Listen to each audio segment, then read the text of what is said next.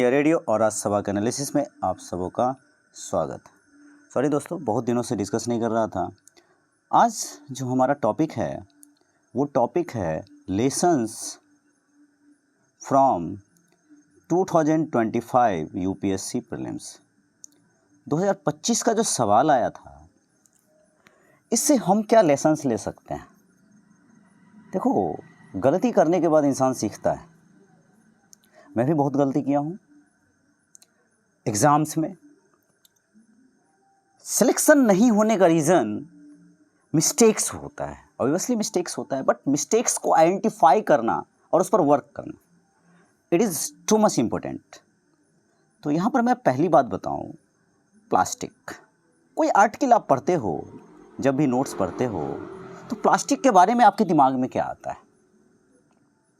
Plastic renewable है, non renewable है, reusable है, सर्कुलर इकोनॉमी का पार्ट है, सर्कुलर इकोनॉमी का पार्ट नहीं है। अगर एग्जामिनर क्वेश्चन बनाएगा तो क्या फ्रेम करेगा? देखो, यहाँ पर एक लाइन है, UNEP backed resolution on the need for such a move only binding agreement. मान लो इंडिया का forest conservation act, forest right act, इस तरह से 1986 का जो आपका एक्ट है, इस तरह से बहुत मान लो इंडिया की पार्लियामेंट ने ऐसा कोई एक्ट बनाया कि वो इस तरह का एक्ट बनाया कि प्लास्टिक इज टोटली बैन।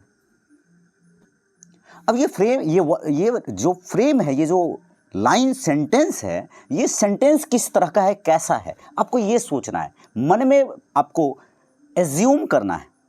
जब भी आप कोई आर्टिकल पढ़ो तो उसको उस हिसाब से पढ़ो। देखो कैसे हम क्वेश्चंस के माध्यम से, मैं आपको बताता हूँ कैसे हम क्वेश्चन को देखते हैं। 2025 का ये क्वेश्चन है, India accounts for a very large portion of all equity options contracts traded globally दस एग्जिबिटिंग ग्रेट बूम। अरे भाई साहब, एक बात बताइए कि equity options contracts traded globally great boom कहाँ इतना कोई पढ़ता है? तो थोड़ा सा जनरल स्टेटमेंट देखो, यूपीएससी के बारे में हमेशा सोचो जनरल वे में सोचोगे तो आंसर निकलेगा। यहाँ पर आप देखो दूसरा option, India's stock market has grown rapidly.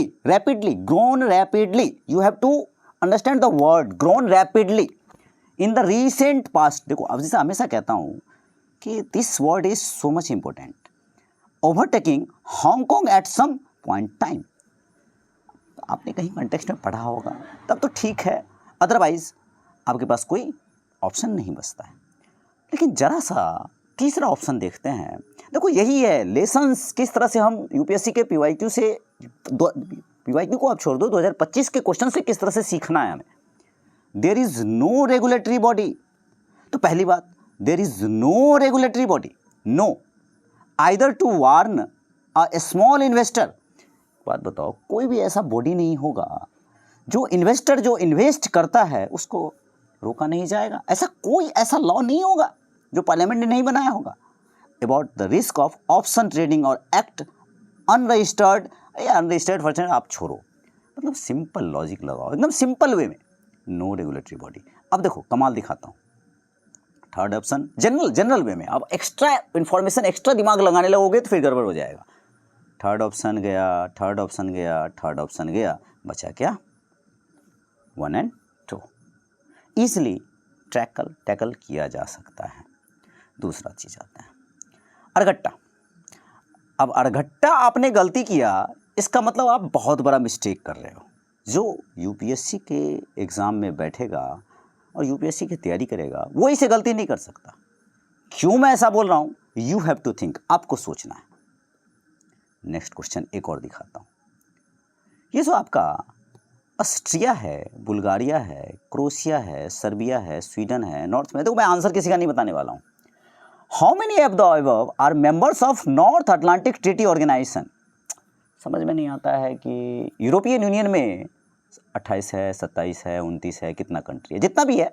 अब इतने कंट्री का नाम याद करना पॉसिबल है तो एक्सपेरेंट को थोड़ा दिक्कत आएगा।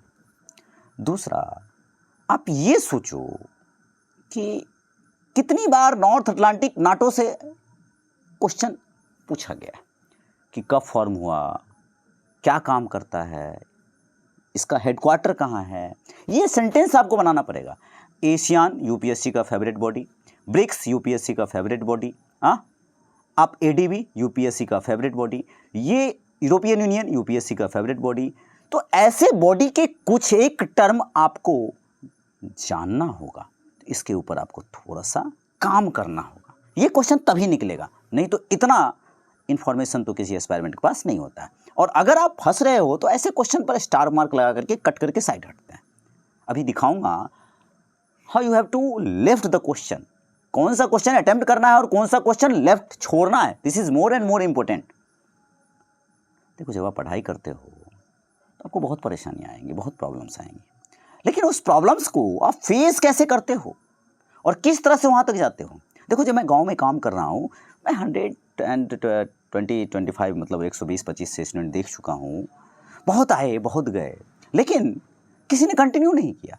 और यकीन मानो अभी तक रिजल्ट मतलब ठीक है, समय के बाद एक समय के बाद अगर कंटिन्यूटी होगा तो it will, but it will take time, या समय लेगा। तो आपको सही दिशा में, सही तरीके से, सही वे में आपको काम करना होगा।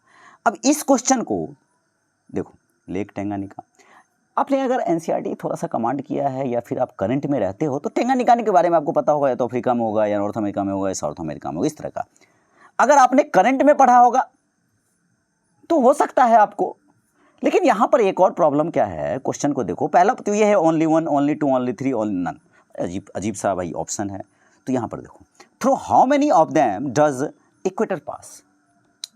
अब इक्वेटर से कितने जाते हैं लेग्स, तो ऐसे क्वेश्चंस अगर इंफॉर्मेशन है मेरे पास तब तो कोशिश करूंगा, अदरवाइज मैं कट करूंगा और सीधे स्किप करके आगे चला जाऊंगा। यहां देखो next question.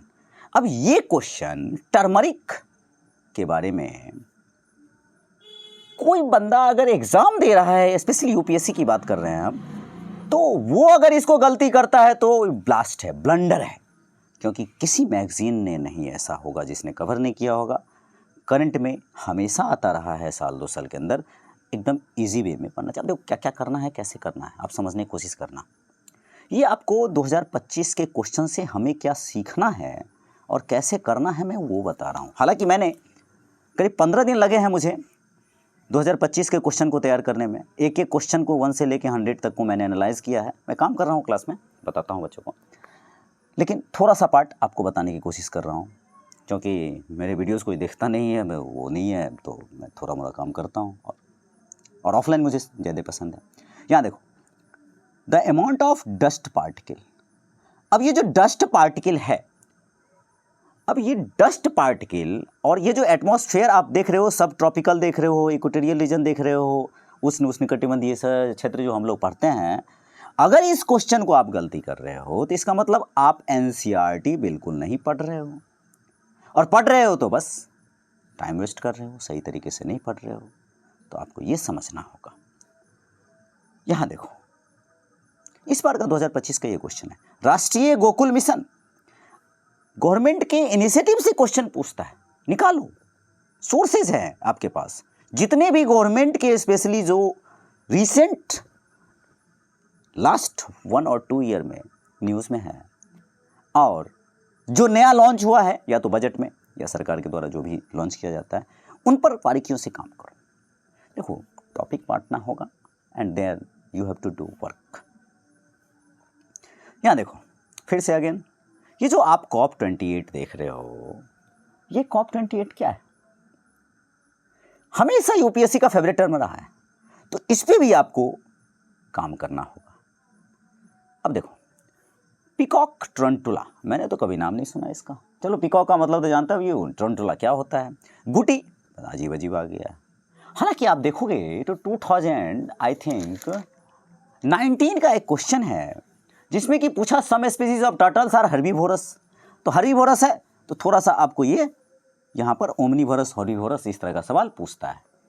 Some species of marine mammals are herbivorous, लेकिन फिर भी ये क्वेश्चन नहीं निकलेगा, इस क्वेश्चन को छोड़ना पड़ेगा। क्यों छोड़ना पड़ेगा? आप मान लो स्पीसीज याद करते हो तो स्पीसीज में क्या याद करो, प्रोजेक्ट टाइगर याद कर लिया, अमूर फाल्कन याद कर लिया, इस तरह के क्वेश्चन पूछे गए हैं। इस तरह से आप 20, 25, 50 और हर एक टीचर्स या फिर जो भी एस्पायरेंट होते हैं वो एक डाटा बनाते हैं।